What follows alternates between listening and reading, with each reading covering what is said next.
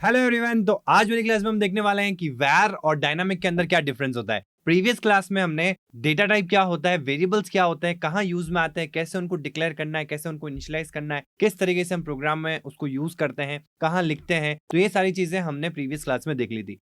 Previous class जहां मैंने and करी थी तो वहां मैंने आपको बताया था कि कुछ और टाइप का वेरिएबल डिक्लेरेशन होता है जिसमें आप वैर को यूज कर सकते हो और डायनामिक को यूज कर सकते हो। तो इन दोनों में डिफरेंस क्या है वही आज हम अच्छे से समझने वाले हैं, क्योंकि through out the Flutter development कहीं ना कहीं आपको वैर की जरूरत भी पड़ेगी और कहीं ना कहीं आपको डायनामिक की भी जरूरत पड़ेगी। तो ये जो वेरिएबल डिक्लेरेशन है, ये जो डेटा टाइप है, ये कहाँ काम में आता है, कहाँ इनको यूज करना है और कैसे इनको यूज करना है और इनका क्या बेसिक एप्लीकेशन है, मतलब इनका क्या यूज है जिसकी वजह से हम इनको प्रीफर करेंगे, इनको यूज में लेंगे हमारे प्रोग्राम के अंदर। तो चलते हैं सीधा एंड्रॉइड स्टूडियो के अंदर, जहां हमने प्रीवियसली आप देख सकते हो कि मैंने एक एंड्रॉइड स्टूडियो ओपन कर रखा है और इसमें हमने प्रैक्टिस डॉट डार्ट नाम से एक फाइल क्रिएट करी थी। और आज वाली क्लास में क्या कर रहा हूँ, थोड़ा सा क्लीन बनाने के लिए मैं सब कुछ सिर्फ प्रिंट वेलकम टू डार्ट जो है वो मैं एज इट इज रख रहा हूँ, बाकी सब कुछ मैं यहाँ पे हटा दे रहा हूँ। ठीक है, हम ये बाकी सारी चीजें देख चुके हैं और जैसे जैसे हमको जरूरत पड़ती रहेगी वैसे वैसे हम और बनाते रहेंगे और यूज करते रहेंगे। ठीक है, और अभी हमको इसकी ज़रूरत नहीं है तो हम इसको भी हटा देते हैं। ये ऑटोमेटिकली इंपोर्ट हो जाता है जब भी आप एचटीडी इन या एचटीडी आउट को यूज़ करते हैं। हम यहाँ बेसिकली देखने वाले हैं कि वैर का क्या रोल होता है और डायनामिक का क्या रोल होता है। ठीक है,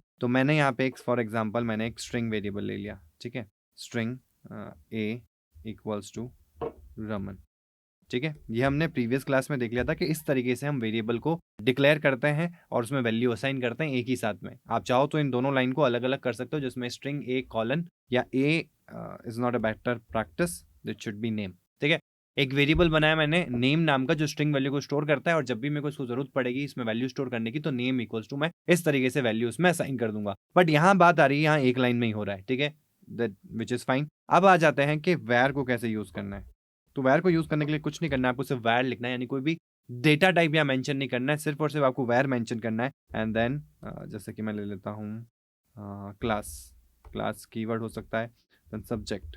ठीक है, इक्वल्स टू मैथ्स। तो आप यहाँ देख सकते हैं कि वैर से भी मैं एक वेरिएबल को यहाँ असाइन कर पा रहा हूँ और उसमें स्ट्रिंग असाइन कर पा रहा हूँ। अब समझना इस चीज को, ये ऑटोमेटिकली आइडेंटिफाई कर रहा है कि जो पहली वैल्यू इसको मिली है वो किसकी मिली है, स्ट्रिंग वैल्यू मिली है। तो अब अगर मैं इसमें इंटीजर वैल्यू डालने की कोशिश करूंगा जैसे कि सब्जेक्ट इक्वल्स टू 7, तो यहाँ पे एरर आ जाएगी।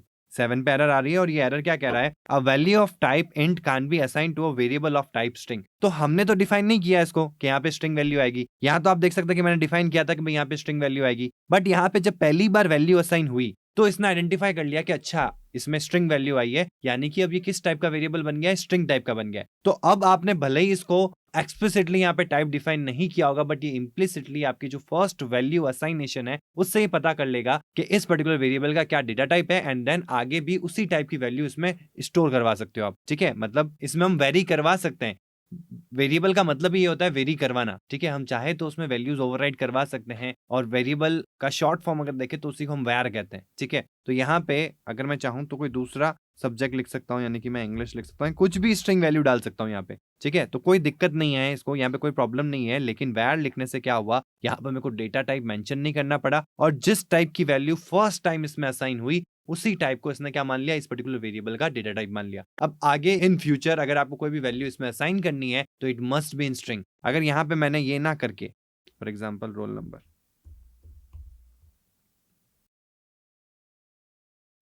तो यहाँ पे मैं कर देता हूँ 11। ठीक है, तो अब मैं यहाँ पे रोल नंबर को जब असाइन करूंगा तो ये फिर से वही प्रॉब्लम आ जाएगी, क्योंकि इसको जो फर्स्ट वैल्यू मिली है वो इंटीजर मिली है। तो roll number will be expecting an integer to be overrided. ठीक है, तो एक इंटीजर वैल्यू से ही वो ओवरराइड होगा। तो यहाँ पे मैं देता हूँ 16। तो अब ये ओवरराइड हो सकता है क्योंकि इसको जो पहली बार वैल्यू मिली है वो किस टाइप की मिली है, इंटीजर टाइप की मिली है। तो अब ये इंटीजर टाइप से ही ओवरराइड होगा। तो आप यहाँ पे अगर इस तरीके से वेरिएबल को लिखते हैं वैर, और मैंने फॉर एग्जाम्पल यहाँ पे ले लिया सेक्शन। ठीक है, सेक्शन में दे देता हूँ बाय डिफॉल्ट। चलो बाय डिफॉल्ट नहीं देते, रन टाइम में इसकी जरूरत पड़ेगी। ठीक है, तो मैंने यहाँ पे एक वेरिएबल बनाया वैर नाम से सेक्शन टाइप का। ठीक है, अब इस चीज को समझना बहुत अच्छे से।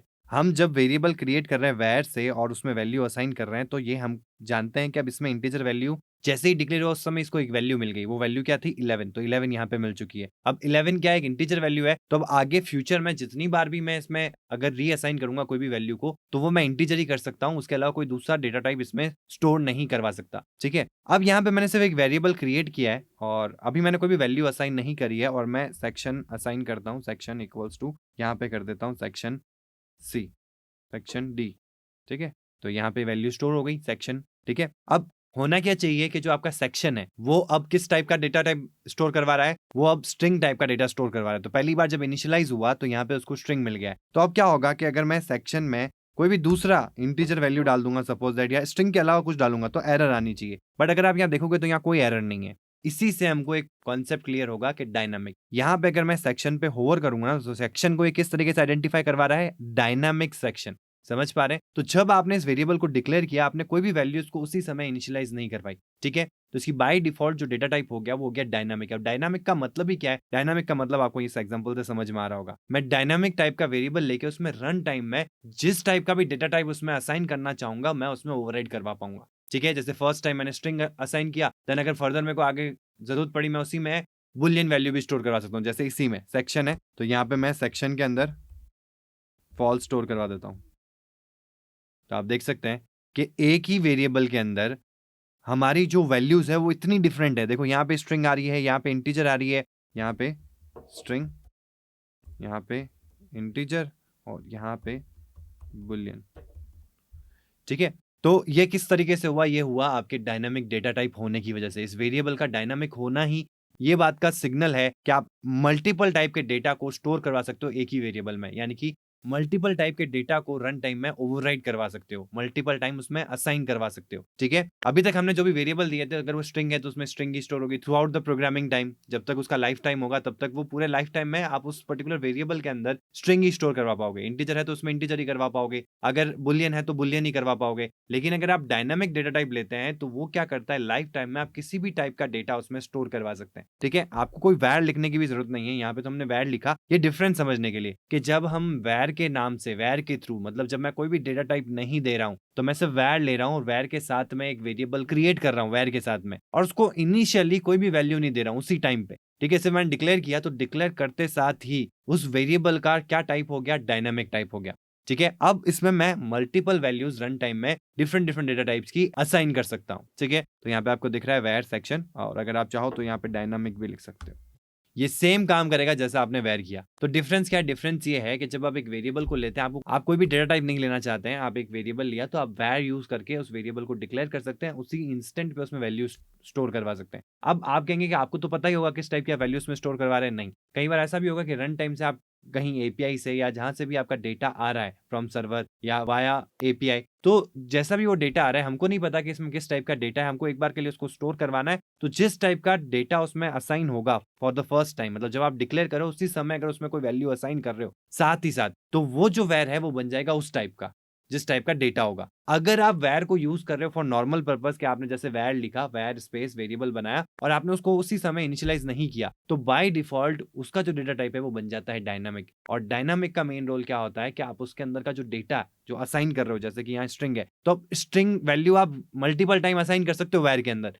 ठीक है, मैं जितनी बार चाहूं लाइफ टाइम में उस वेरिएबल के अंदर जितनी स्ट्रिंग वैल्यूज है मैं उसमें मल्टीपल टाइम ओवरराइड कर सकता हूं। लेकिन डायनामिक में क्या होगा कि मैं जितनी बार भी चाहूं उतनी बार मल्टीपल डेटा टाइप, मतलब अलग अलग डेटा टाइप की वैल्यू को भी उस वेरिएबल में स्टोर करवा सकता हूं, ओवरराइड करवा सकता हूं मल्टीपल डिफरेंट डेटा टाइप्स की वैल्यू को उस पर्टिकुलर रन टाइम में। तो ये मेन डिफरेंस होता है आपका वैर और डायनामिक का।